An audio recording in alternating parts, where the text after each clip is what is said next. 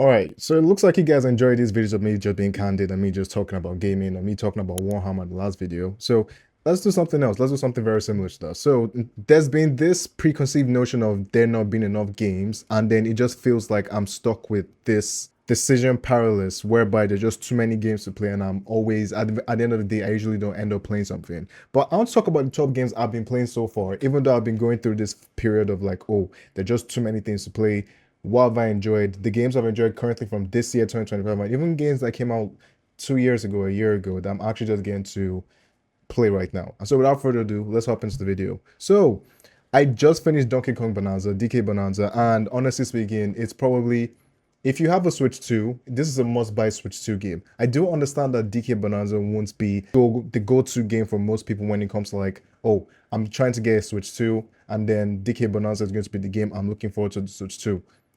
I'm not saying you should go out and buy the Switch 2 for DK Bonanza. I'm just saying DK Bonanza is a must-buy game. If you're looking for the Switch 2, you might as well buy it because of DK Bonanza. There are too many things about the game that are just incredible. Just the way, the interactivity with the world and with DK. And then I don't think up to now, I don't think I've ever seen a platformer actually have this much interactivity between the character and the world and being able to just go around the world, figure out what you need, figure out what you want to do, sort your things out, right? Okay. The next video game I'm going to be talking about, obviously, is going to be Expedition 33. What more do I have to say about this game?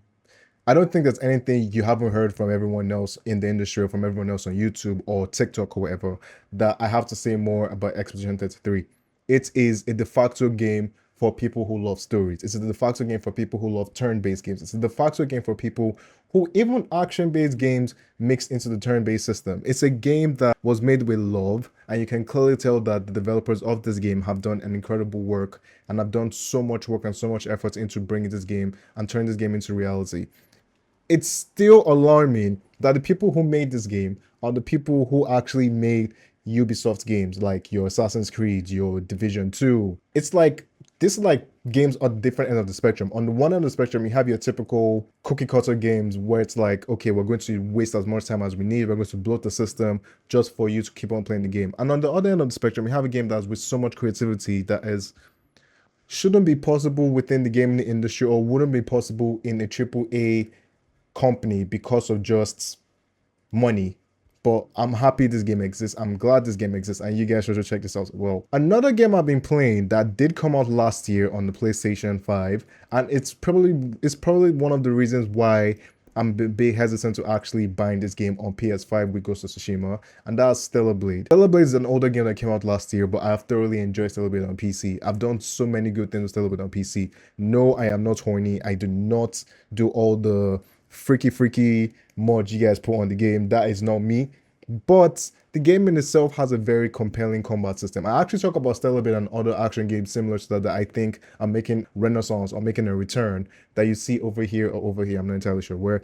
But Stellar Blade is a must-buy game on PC, and you can get it for cheap. The final game I do want to talk about, and a game that I do want to mention because it's probably the reason why I fell in love with the Warhammer 40k universe and with Warhammer universe in general, and it's Warhammer 40k Rogue Trader. Look, Alcott Studios, Alcott Games, you guys did it.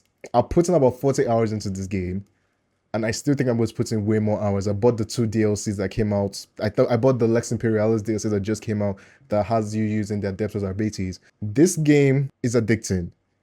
It doesn't feel like a AAA game in the sense of, oh, you can tell that a lot of budget has been put into the game, even though a lot of budget has been put into this game. But I think what I find so compelling about this game is it's a in-your-face CRPG. It is in your face. It's not being hesitant. It's not going to stop. It's a case of, look, we know what type of game we are. We know what type of gamer we want to like this game. And so we're not going to reduce the amount of nerdiness you get from this game if you're into the Warhammer universe. It is built with Warhammer lore face to face. It's the type of game that you would enjoy if you truly love Warhammer. If you enjoy CRPGs. I don't think you have to be a Warhammer fan to like this game, but you being a Warhammer fan will take this game a very long way. There you have it, guys. Those are my top games for this year so far. Other games I'm looking forward to are coming out later in the years. I'm looking forward to games like Ninja Gaiden 4, Outer Worlds 2. I'm looking forward to Ghost of Yoti, but I do want to play Ghost of Yoti on PC whenever that comes out. But do make sure to leave in the comment section down below what your top games of the what your top games of the year are. What have you guys been playing? What have you guys been up to? Looking forward to just hearing more about this. And I am going to drop a new video, which isn't entirely about gaming, but it's going to be more related to the Fantastic Four. I'm going to watch that later this week. So we'll see how that turns out. I will leave a review because it's everything nerd culture. So thank you guys for watching the video. Hope to hear from you soon. I'm going to see you on the next one. Peace. Take care.